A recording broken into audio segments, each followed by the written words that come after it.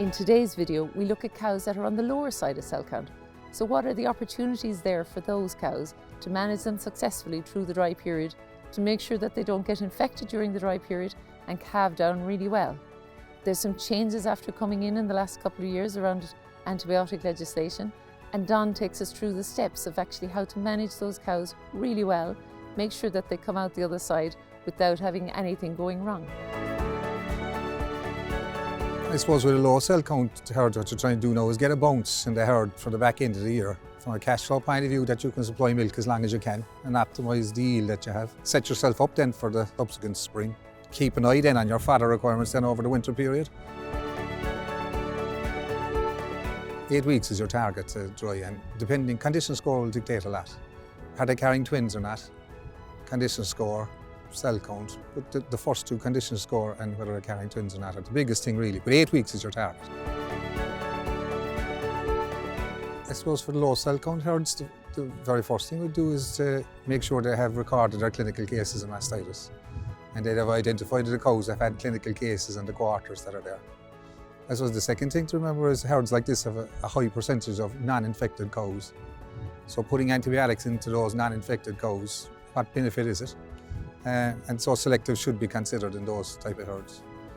The biggest thing with this is the procedure and the prepping for coming into it, and when you're going drying off these cows, because they're naive cows, they're at risk.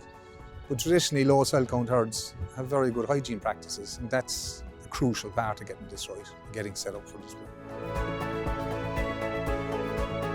The first thing, which is the obvious one, but a lot of people make this mistake, I must be milk recording. The second thing is, when is that milk recording? Ideally within 30 days of drying off of those cows, so there's no deviation, so that I have as accurate information as it can come to drying off. I suppose on the picking of the cows themselves, very good to get outside advice, like from your vet especially, or your advisor, just to give you a help on those cows picking. If it's your first time starting, or you're on low numbers, I would be setting the bar low, in the sense of maybe cows that are averaging under 100,000 for a year with no clinical case of mastitis. It just mitigates against any high quarters coming through, and it gives you the best chance for success. And then maybe picking on the lower lactation cows, first, second, thirds, especially for people starting out. People that are further along in the journey, they are more confident in it. But this is all about building confidence.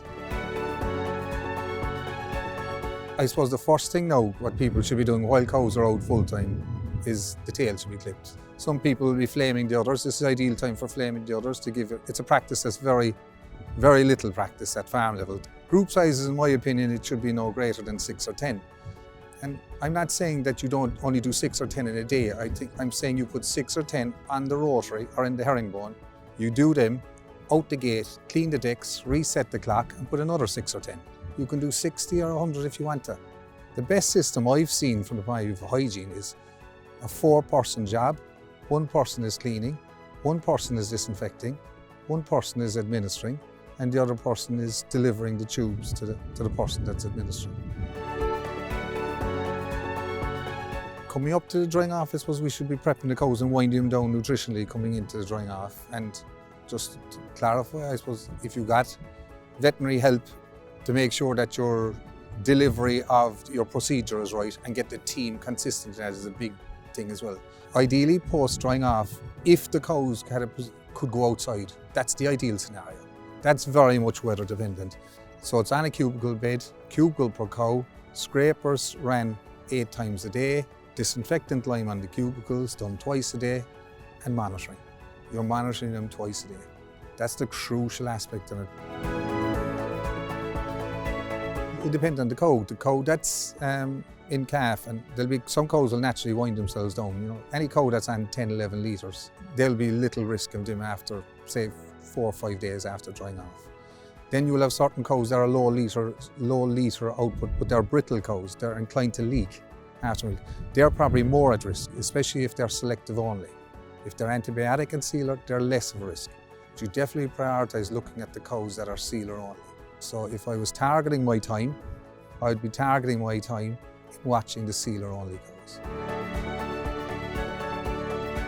The biggest help, especially with the sealer only cows, if they're their own bunch, it's just from the management point of view. I can focus on that bunch. They're one group.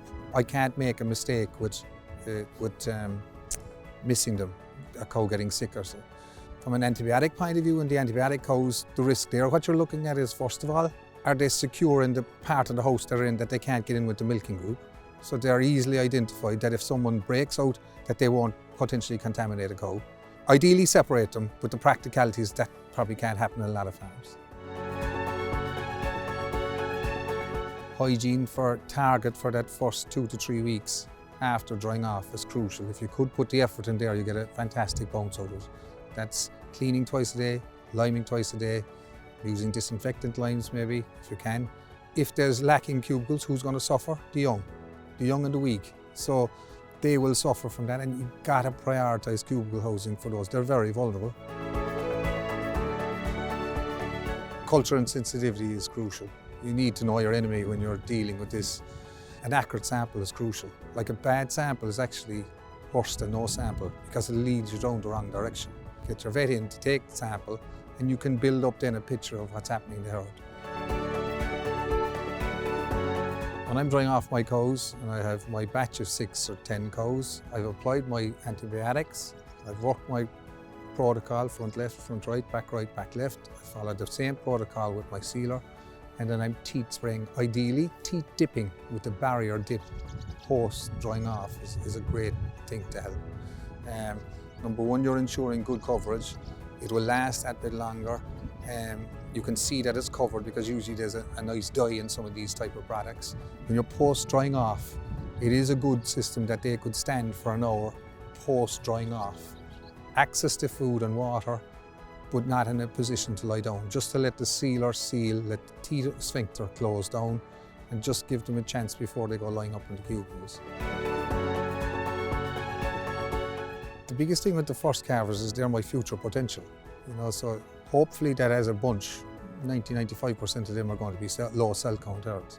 They can be quite agitated, some heifers, when you're dealing with them, so time and hygiene with first calvers and doing them as a bunch on their own is a help. The milking machine needs to be tested at least once a year, and ideally twice a year, but look, if we could get it done once a year, with a change liner every 6 months or every 2,000 milkings, whichever comes first. One thing I would say to farmers is, as they're drying off their cows, they should keep a close eye on the teat score of the cows. It's probably the only time in the year where you look at every teat of every cow at drying off. And that's a very good indication to see how your parlour is working and how your milking procedure is working. If there's a lot of teat end damage in those cows at drying off, you have a problem with your milking technique, or you have a problem with the settings in your milking parlour. And that's something that will heal over the dry period, but it needs to be dealt with before the subsequent spring.